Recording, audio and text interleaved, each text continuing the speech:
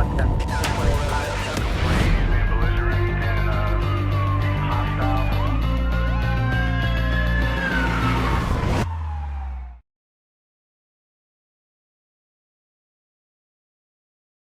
I'm David Roger, General Counsel for the Las Vegas Police Protective Association.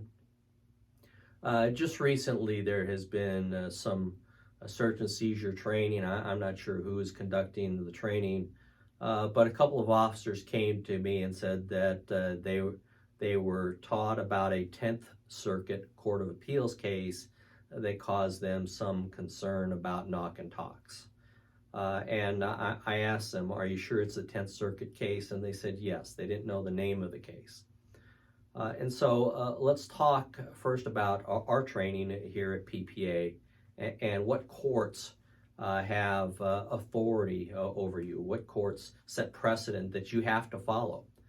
Because when we do our training, we want to make it as clear as possible for you. We want to inform you about decisions that you will have to follow in order to not violate policy, but more importantly, B, if you are sued in federal court, you are given qualified immunity. So let's talk briefly about qualified immunity and federal court. And so when an officer is sued for violating an individual's civil rights, one of the first things we discuss is qualified immunity. Qualified immunity generally means that unless the plaintiff, the person who's suing you, can show that you violated a clearly established law that is controlling over your conduct, you are entitled to qualified immunity, which means that you get a pass because the courts have recognized that police work is difficult, and unless they can show that your conduct violates really a clear law and is the basis for the lawsuit, they're not going to hold you responsible for it because you're not lawyers. You are cops. And not to say that cops are any different than lawyers, but the standard for qualified immunity is such that they're only going to have you answer in federal court if the evidence establishes that there's a clear law and you clearly violated the law, which makes sense. And so when we do our training, we want to give you, in our opinion, what is clearly defined law, and two, law that is going to control your conduct. And so with respect to kind of the hierarchy of decisions or cases, the United States Supreme Court is obviously the supreme law of the land, and you are bound to follow the U.S. Supreme Court's decisions.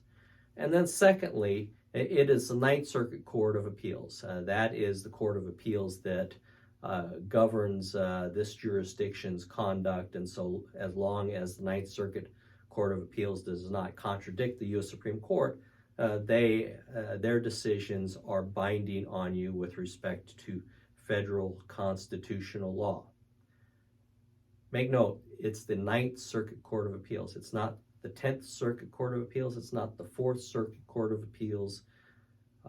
In many cases, the different courts of appeals disagree on what the law should be, and ultimately the U.S. Supreme Court will see these conflicts and sometimes take the issue up so that they can resolve the conflicts. But for your purposes, it's the Ninth Circuit Court of Appeals as far as federal law is concerned. So when people talk to you about a 10th Circuit Court of Appeals case, that might be interesting.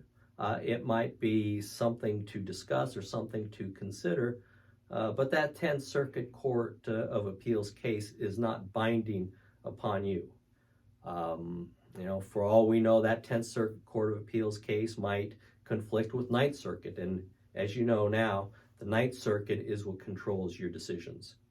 And then finally, it's the Nevada Supreme Court with respect to state constitutional issues. We have a federal constitution, and Nevada has its own constitution. Generally, the constitutions of both the state and the U.S. Constitution do not conflict, but They sometimes have their own interpretations, and the Nevada Supreme Court can have its own interpretation as long as it does not conflict with federal law.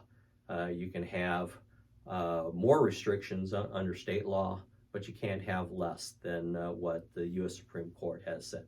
So when you're going through this training, or maybe you're looking at some of the police websites and reading a case, understand that unless it is the U.S. Supreme Court, the Ninth Circuit Court of Appeals, or the Nevada Supreme Court, it may be interesting, but it does not bind your conduct. Thank you very much. If you have any questions, please contact me at droger@lvppa.com. Subscribe to our YouTube channel. There's also a mobile-friendly website, davidroger.us, that has a lot of legal resources on there for you.